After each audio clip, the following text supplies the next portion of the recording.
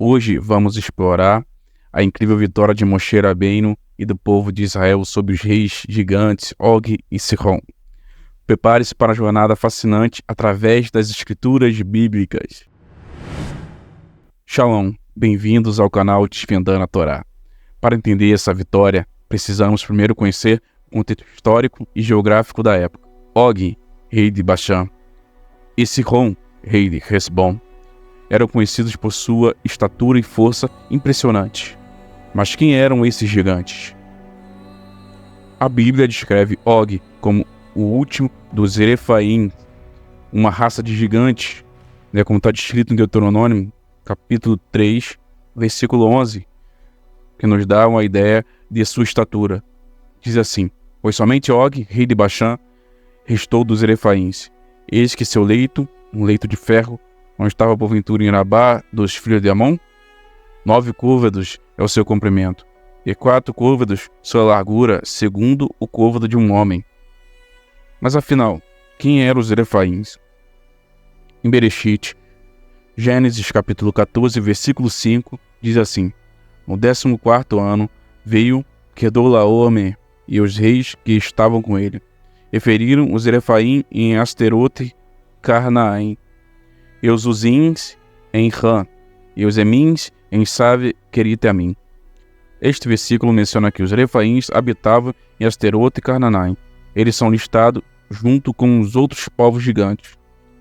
Deuteronômio capítulo 2, versículo 10 a 11, os Emins dantes habitaram nela, um povo grande, numeroso e alto como os Rephaíns.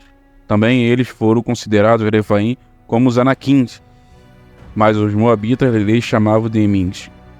Aqui os Emins são chamados aos Rephaíns em termos de estatura e força. Eles eram considerados igualmente gigantes.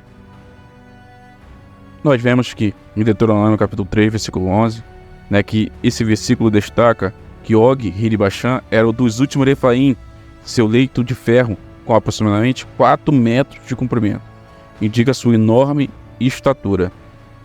Pesquisas arqueológicas sugerem que um leito de ferro dessa magnitude indicaria uma altura aproximada de 3,5 metros para Og. Outra referência que podemos analisar é no Midrash Rabbah.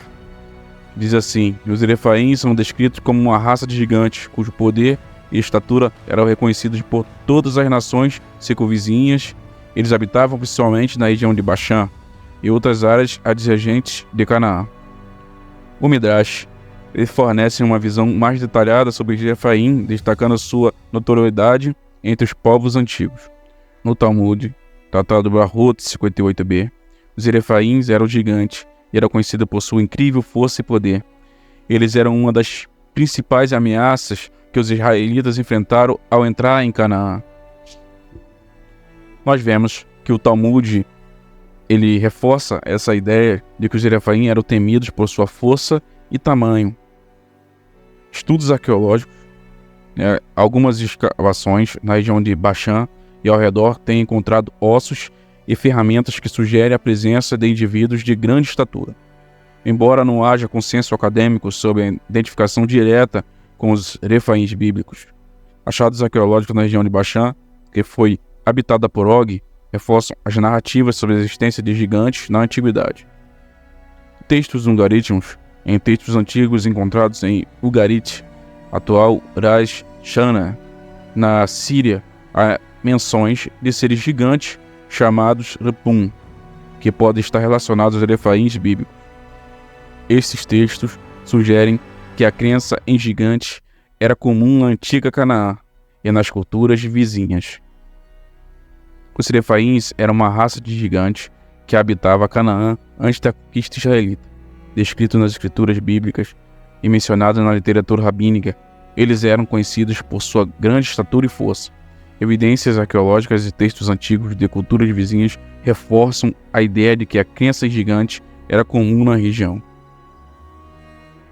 Os exércitos de Og e Sihon eram conhecidos pelas suas forças militares e pelas suas estratégias avançadas de guerra. Moshe e o povo de Israel prepararam para enfrentar esses gigantes, confiando em Deus para a sua vitória. A A primeira batalha foi contra Sihon, rei de Hesbom. Números, capítulo 21, do versículo 21 ao versículo 24, descreve essa vitória em detalhes. Porém, Sihon não deixou passar a Israel pelos seus termos. Antes, Sihon congregou a todo o seu povo e saiu ao encontro de Israel no deserto. E veio a Jaza e pelejou contra Israel. Mas Israel feriu o fio da espada e tomou a sua terra em possessão, desde Arnon até Jaboque. Assim Israel tomou todas as cidades e habitou em todas elas, em Hesbom e em todas as suas aldeias. A vitória de Israel foi atribuída à sua estratégia inteligente e à ajuda divina de Hashem. A próxima batalha foi contra Og, rei de Baxã. Números, capítulo 21, do versículo 33 e 35, relata essa vitória impressionante. Então viraram-se e subiram o caminho de Baxã. E Og, rei de Baxã, saiu contra eles, e todo o seu povo pelejou em Edrei. E disse o Eterno a Moshe: não temas, porque eu tenho dado na tua mão a ele e a todo o seu povo, e a sua terra fareis como fizeste a Sihon, rei dos amorreus, que habitava em Hesbom. E de tal maneira ferirei a eles e a seus filhos, e a todo o seu povo, e que nenhum deles escapou, e tomaram a sua terra em possessão. O Midrash Bamidbar Rabbah fornece detalhes adicionais sobre essas batalhas, destacando a intervenção divina de Deus. Além das escrituras, evidências históricas e arqueológicas corroboram a esses eventos. Outras culturas antigas também mencionam seres gigantes, o que reforça a possibilidade da existência desses seres. A vitória de Israel sobre os gigantes é um testemunho da sua fé inabalável em Deus. Essas vitórias tiveram um impacto duradouro na história de Israel e na sua relação com Deus. O comentarista Arashi, que tem o seu nome Rabi Shlomo Tzak, oferece percepções profundas sobre a importância dessas vitórias.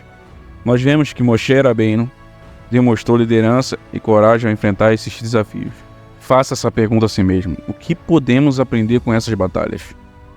A vitória de Moshe e Israel sobre Og e Sihon é uma história de fé, coragem e milagre, e continua a inspirar até os dias de hoje em nossas vidas. Gostou desse vídeo? Inscreva-se no canal, ative as notificações e comente. Nos siga para mais conteúdos da Torá, da Bíblia e da história de Israel. Obrigado por assistir.